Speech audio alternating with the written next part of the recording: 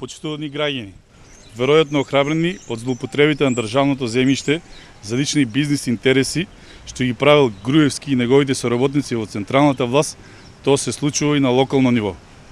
Градоначалникот на Кочани, Радко Димитров, според достапните информации, надвор од законот за градење, без соодветно одобрение за градење и на државно земјиште, дозволи да се гради објект на познат бизнисмен, соработник со власта на ВМРО ДПМН.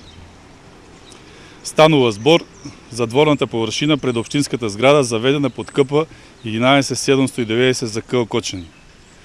Објектот изграден спротивно на законот за градење, поради тоа што за извршената градба не постои соодветна градежно-техничка документација.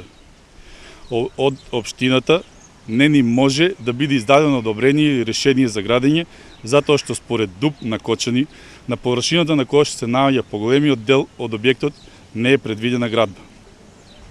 Веројатно, за да се исполнат сите услови од договорот со бизнисменот, еве можете да видите дека се градат и пристапна патека и скали, иако и овде според ДУП на Кочани не е предвидена градба. Со ова се прави уште една узурпација на државно земјиште. Според ДУП и катастарската евиденција, овој простор е предвиден за парк, тоа и што беше. Паркот, односно КП 11792 за КО Кочани, е собственост на Република Македонија. Жителите го паметат ово место како мал зелен рај, мал парк со фонтана, што беше ладовина за сите. Градоначалникот Радко Димитров треба да им објасни на граѓаните на Кочани дали и со кое право злоупотреби државно земјиште за реализација на бизнис договор. По кој закон се доделени државните земјишта на бизнисменот, познат соработник на ВМРО ДПМН, и по кои основи градоначалникот издава решение за поставување на настрешница, а дозволува пред неговите очи на лице место да се гради објект.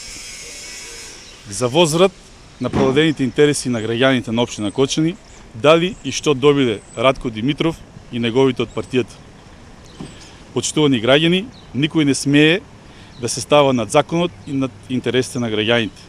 За овој потек на градоначалникот Радко Димитров мора да има одговорност. Ви благодарам.